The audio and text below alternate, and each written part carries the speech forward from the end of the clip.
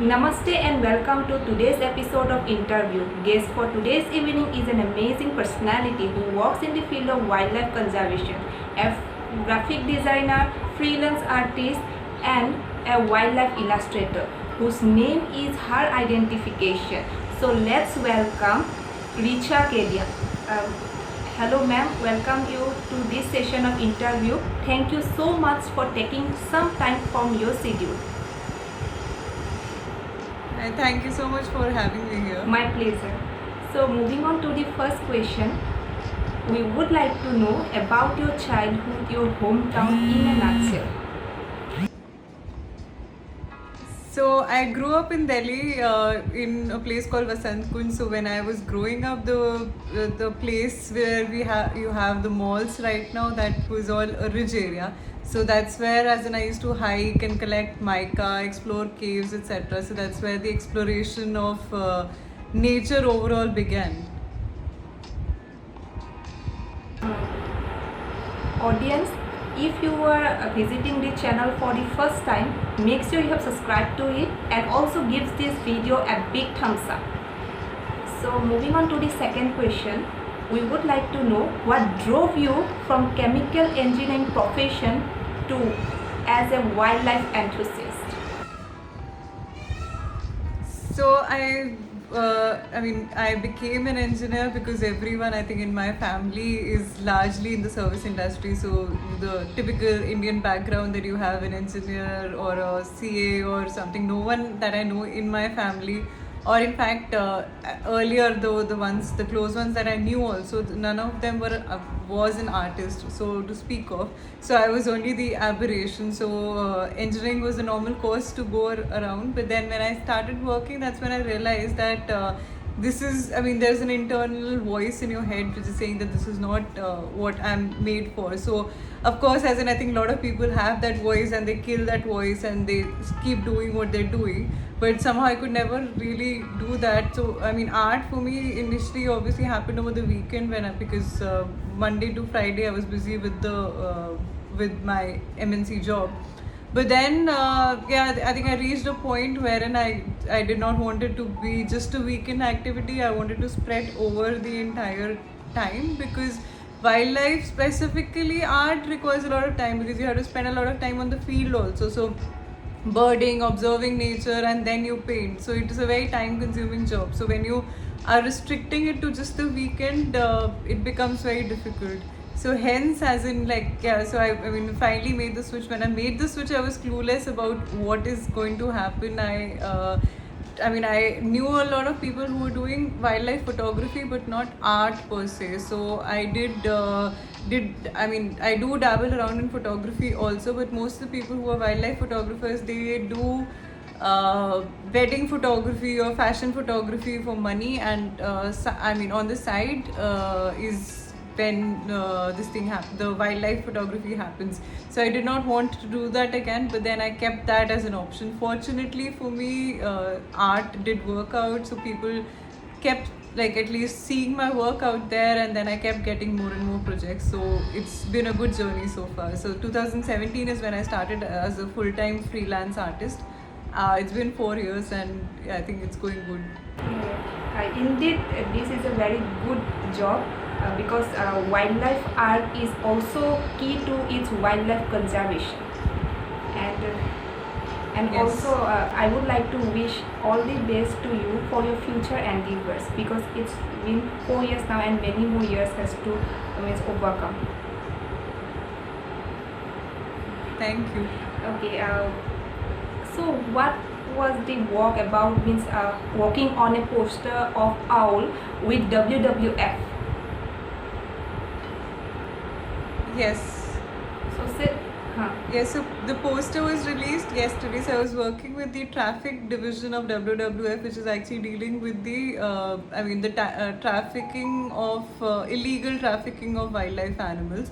So owls is something which they wanted to work on, because mostly in India we have trafficking of owls which is related to the black magic industry. So typically around Diwali time is when it peaks, wherein all these tantrics and all, they actually ask you to kill owls or collect owls and get it to them so that I don't know what they do, but then essentially after that your wishes are so called granted, or whatever you want to achieve in life is achievable after that. So yeah, so this is the time when it peaks. So then the owl poster was actually created to create awareness as in with among citizens, because citizens have a key role to play in the wildlife conservation. So many people are actually not even aware that in India we have 36 species of owl. There are 225 species of owl worldwide, out of which 36 species are there in India. We have just captured 16 in the poster because poster has limited space, but then anyways I think the ones we have captured are the ones which are more common, or so people can actually play an active role. So if they see anything happening to them, or you see an injured owl, so take care of them. Do not release them, or do not sell them off to a tantric, or do not kill them, because a bird is beautiful in itself. Especially owls are very nice and wise and very interesting creatures. They are nocturnal, but so they actually help keep the nocturnal life and a lot of other things in balance, and we need them around. Yes, definitely. Owls are the symbols of truth, wisdom, and luck. So we should conserve them. Yes, they're also, as in, in the Hindu mythology, they are the vehicles of goddess Lakshmi. So, from that perspective, also they bring wealth to, to the household. So, I think they're better alive than dead. It's absolutely true. So you have many publications, like your butterfly photograph means your butterfly art was also published in book, and you have some publications in magazines, and we would like to know about the story behind your birds calendar concept. Okay, so calendars is something which is very close to me, because I think I grew up with the whole thing that now obviously you have calendars which have photographs mostly, but I grew up with the background that we'll always have a calendar in the house which has artworks, and those artworks are very beautiful and they're very personal. So like every day of the month you see one artwork which becomes a part of your life. So every day you wake up, you see it. Like, of course there are artworks on the wall, but those are mostly permanent. So calendar is mostly that it was something you'll see for 1 month and then it'll change the next month and all and so on. So every month as in when I started, so 2018 onwards is when I launched my first calendar. And birds were the closest to me, because in wildlife birds are the subject which I love the most, because of several reasons. So that's why, as in, the bird calendar was the first one which I had put across. So even the second year, 2019, also I came up with the bird calendar only, because I can do birds anyways every year, and there are plenty of species in India which can be covered. However, as in next year 2020, 2021 calendar which I launched, that one I did of trees, because I realized that most people are not even aware of the basic trees which are there around us. So specifically I try to cover them in the flowering months. So every month if you see around, you see which tree is flowering, because flowers catch our attention, and then you notice that this is the tree that this vivid flower in this month. So I've already started working on the next year calendar also. So next year calendar is most likely going to be on Ibn Battuta's travels in India. So so every year I try and come up with a different concepts. Okay, your work is really appreciative. Keep going on. Thank you so much. And share some experience from your visit to Indian Art Festival 2018. So I took part in the Indian Art Festival 2018 and 19 both. It was an interesting experience, because those if you've been to the festival, there are like multiple stalls of multiple artists and galleries as well. So you get to interact with the who's who in the art world, in one platform. So it's concentrated over 3 or 4 days, and you get to meet so many people, you get to interact with a lot of artists, see a lot of work, and also it's a good platform, and it gave me a good exposure. Unfortunately, of course, as in since 2020, things have just gone online, and I don't think online is the same feel as the offline art festival. So I've not taken part in any online exhibition so far, but yeah, offline definitely was an interesting experience. So you have to travel for your wildlife walk. So please share some of your travel experiences related to this field. Okay, so mostly what I prefer doing is seeing the animal in the wild and then painting it.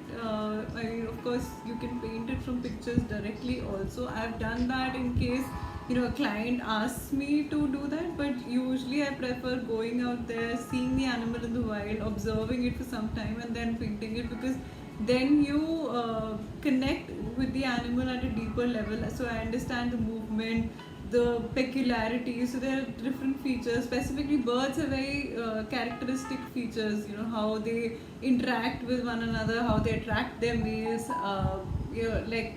Different feeding habits also. So all that, once you observe in the field, it becomes easier or more interesting to capture it.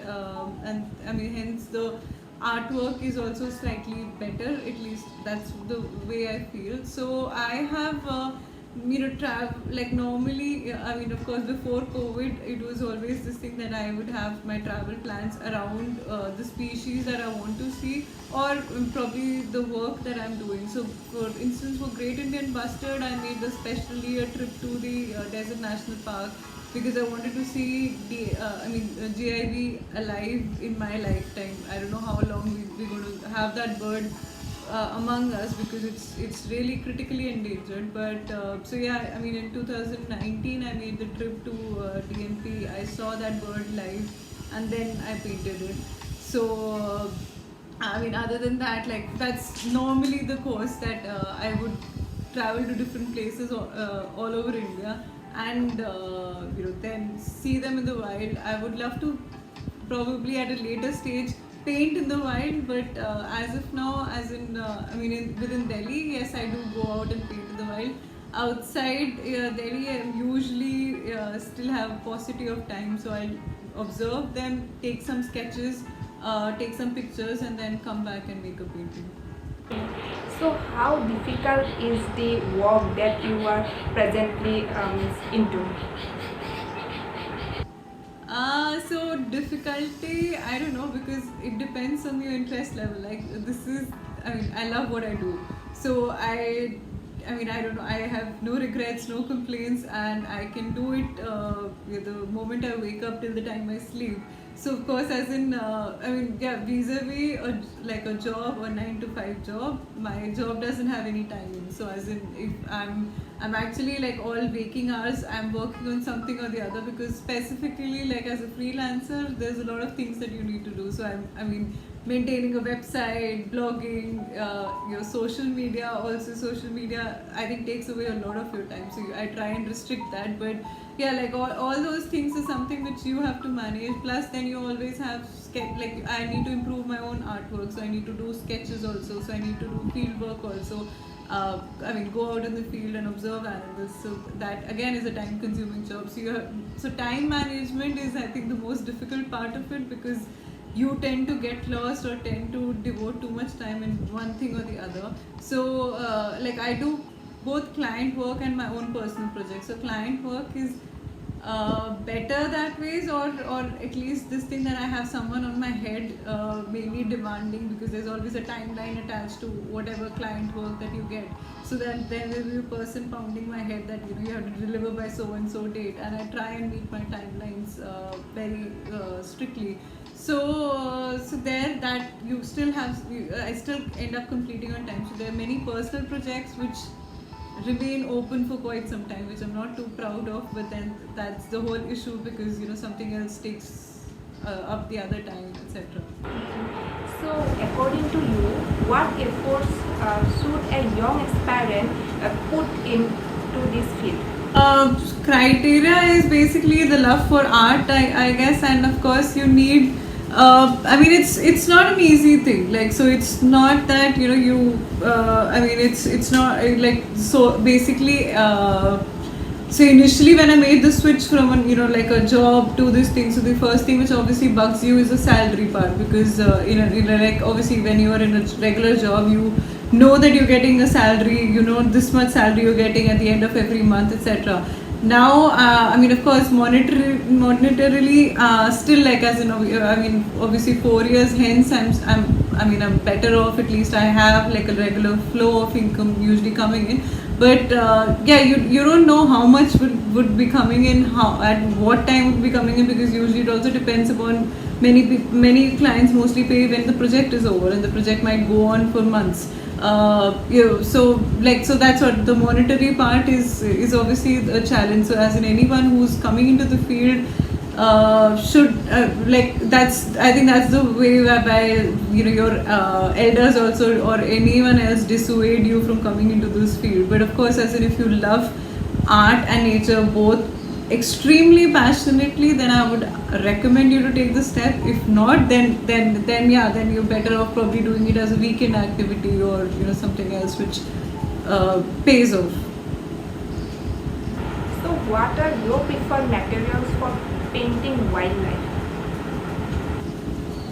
So my, I mean, go-to material is always watercolors. So that's usually what I carry also if I'm going out in the field. So like, so normally whenever I'm out birding or anything, I'll have like a watercolor kit in my bag. And so if, I mean, I try and paint live also whenever I get a chance, and even like later on. So that's my go-to material. But of course, as in, otherwise it also depends upon the mood, the client. So I paint in charcoal, I've painted in pen, acrylic, oil. I mean, basically name the medium, and I've painted different things in different styles and different mediums also. So I don't stick to only one medium. But yes, watercolor definitely has a special place. How do you bring an animal's character into the painting? Means, what are your preparations before you start a painting? So, I mean, as I said, like, usually I do is like, I try and spend some time in the field just observing the animal, like not doing anything else. If I can, I'll try and sketch also along, I mean, while I'm observing, but anyhow, I'll try and just observe the animal, just look at how they move, how different characteristics of the animal. And then I'll also do some studies, like, so basically those will be just simple pencil studies of the animal, of like, again, the anatomy, the movement.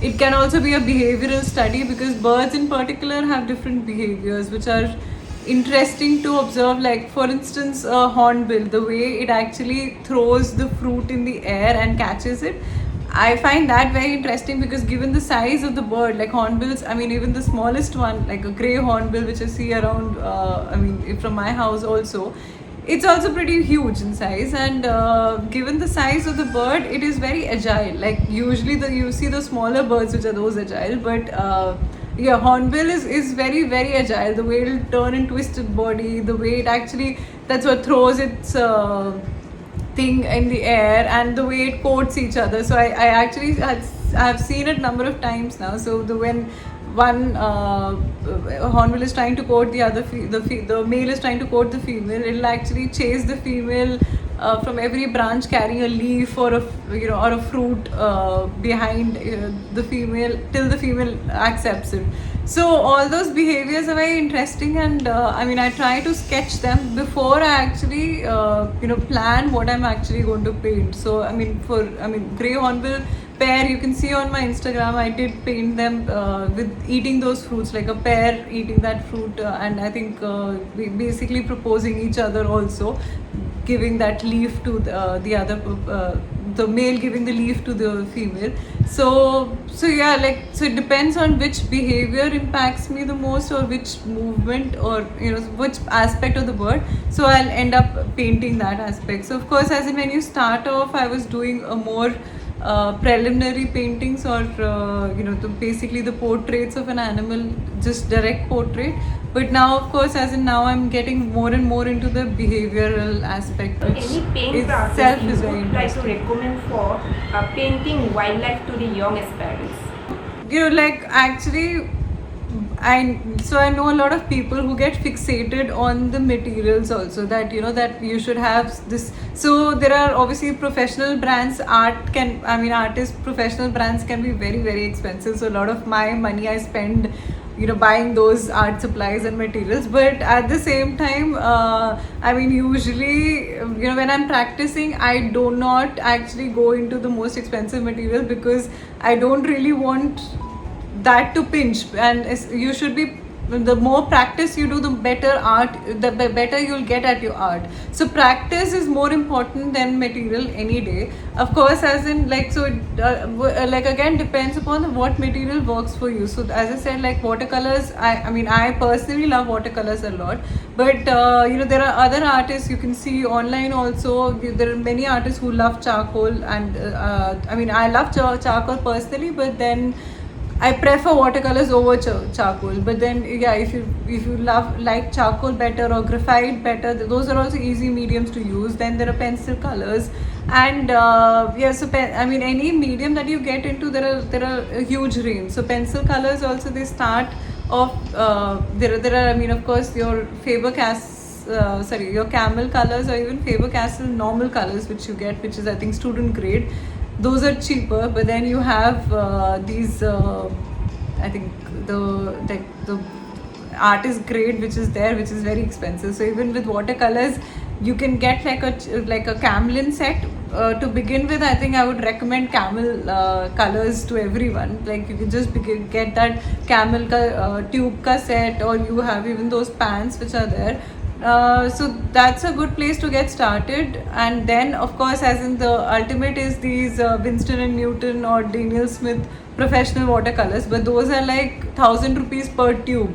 So I don't want anyone to invest that much, just when you're beginning and you're just experimenting. So you'll always start with a cheaper material, get comfortable with that material. If you think that's the one you want to go with, then invest in it. So very candidly, like, as in it's like the professional watercolors, I also invested in them only recently. Like, earlier I was using white nights only, which sufficed. So with watercolor paper, of course, as in, you should go with like at least the bare minimum. So go with the watercolor paper, mostly 100% cotton paper. So do not buy Arches or any of those expensive imported brands initially. So there are cheaper Indian brands also available, which will give you good results. So I normally buy my art supplies from a store called Sitaram in Delhi. And they have their own watercolor paper, and I like that watercolor paper usually, specifically if I'm experimenting, or if I'm just it's for myself. I prefer using that paper, because I'm not guilty that I'm wasting paper. Otherwise, as in, if you're spending something like 2,000 rupees or more for one paper, then you're actually guilty that you're wasting that paper or wasting that space.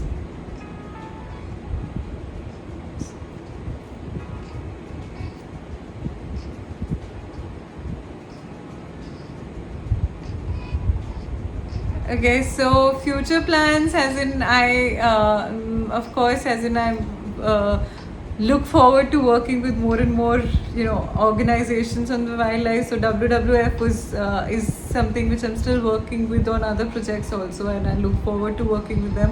Hopefully, I get to work with other organizations also in this field. So that's, I always aim to work with more and more forest departments. I've worked with a couple of state forest departments in India, but I would love to work with more of them also. So yeah, let's see as in what projects come my way. I keep hoping for more and more projects to come my way. Personally, yes, as in, so calendar has always been a personal endeavor, which I take it every year, and I try and spend more and more time to come up with a new concept every year. So I mean, hopefully you like the concept that I'm coming up with the next year also. And besides that, I also try and spread awareness in wildlife, besides the client work also. So even on the personal front, so like last year for instance, I did a poster on bats. So that was after the COVID thing, because there were people killing bats across the world. So the poster also, I tried to get it translated into several languages. Hindi and English, of course, as in other languages which I know and I could work on. But then I had other people who helped me with other languages. So I think finally it was translated into some 14 languages, mostly Indian languages, but also French and I think German and Italian, like three other, and Urdu.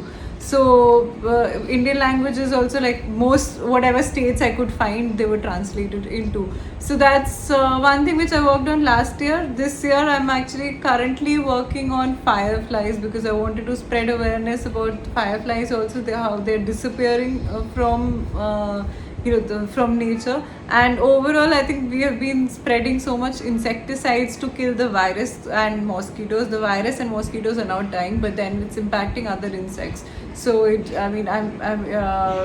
like I raised butterflies last year, and I can see in my garden that last year I actually got a lot of butterflies. This year they're not there. Like there's so many species I've not even seen this year at all. So I mean, when you're using insecticides or pesticides, do not use them like that, because you don't kill one insect, you kill all insects, and not all insects are harmful. Most of the insects have been around for a long time, and we really need them for different purposes.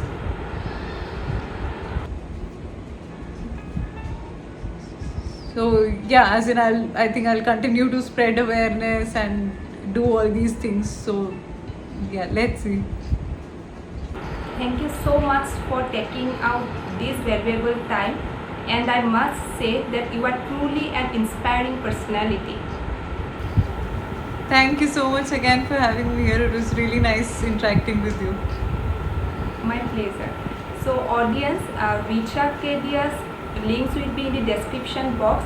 You can connect her for more details in this field. So audience, if you like today's video, please hit the like button, and I will be back soon with a new one. Till then, take care. Thank you so much.